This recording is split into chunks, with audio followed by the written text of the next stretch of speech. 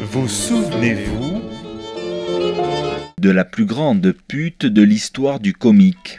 Avec la sortie de sa série sur Netflix, Jessica Jones est décidément l'héroïne du mois de novembre. Du coup, on en entend parler un petit peu partout, et on dit que c'est un personnage mineur de l'univers Marvel Comics.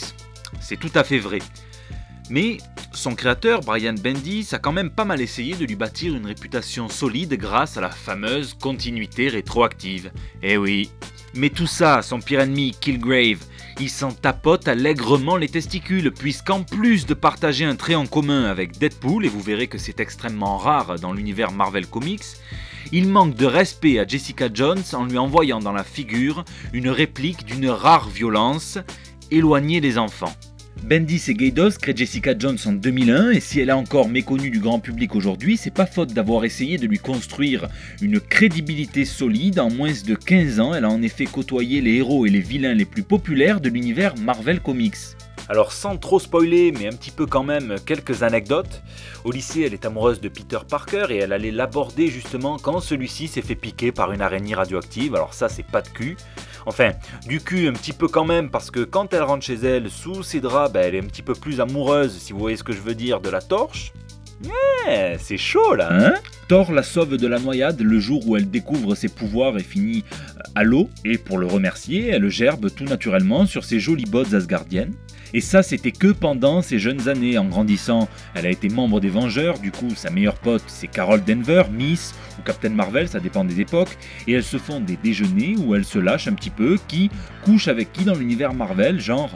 On apprend que Luke Cage, est comme un starfucker mais version super-héroïne puisqu'il s'est tapé Jessica Drew, Tigra et même Miss Hulk quand même. C'est d'ailleurs Carol Danvers qui va lui arranger le coup avec Scott Lang puisque oui, Jessica Jones est restée un petit moment avec l'homme-fourmi, comme quoi les gars c'est vraiment pas la taille qui compte. Courage. Sous contrôle de l'homme pourpre, elle attaque Wanda Maximoff des Vengeurs et se fait démonter par toute l'équipe.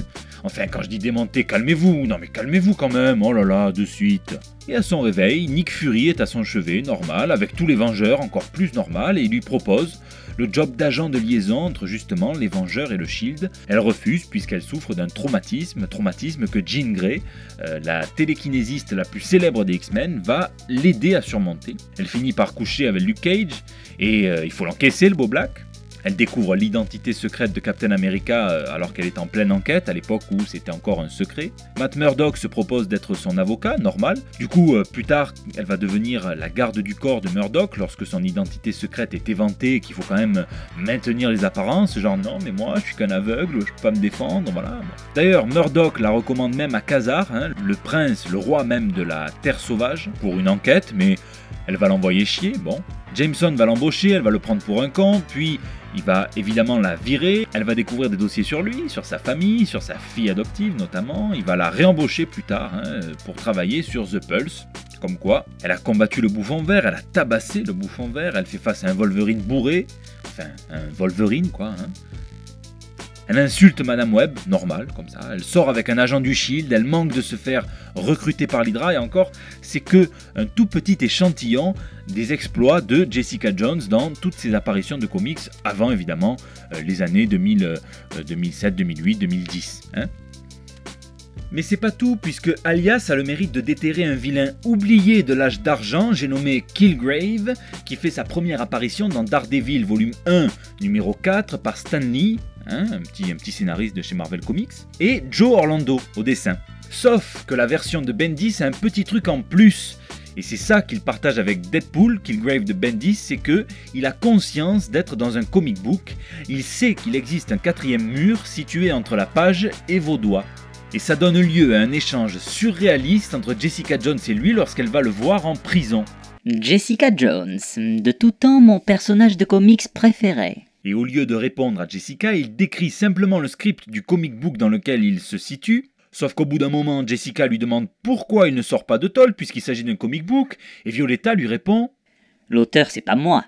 Et l'auteur, justement, Bendis, prend un malin plaisir à jouer, voire à se moquer de la continuité rétroactive et de la façon dont il l'utilise. Un jour, tu es une super-héroïne dont personne n'a jamais entendu parler, le lendemain, tu es le centre du monde.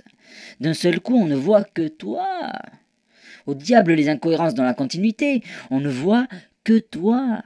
Et préparez-vous, alors que la détective privée essaie de lui faire avouer le meurtre de plusieurs victimes, il lui balance en pleine gueule: Tu étais là pour le flashback. Je sais que tu leur parles en espérant qu'ils t'aiment et achètent le prochain numéro. Tu m'en dis leur amour en te comportant comme une pute devant eux, car tu es une pute. Tu es la plus grande pute de l'histoire du comique. Je rappelle quand même que, avant d'être intégrée dans la continuité Marvel mainstream, Jessica Jones paraissait chez Marvel Max, le label adulte de chez Marvel Comics. PS, post-scriptum. Après avoir dit ses horreurs à Jessica, Kilgrave lui lance un dernier conseil. Jessica, quoi que tu fasses, ne contredis pas la continuité. À bon entendeur, salut.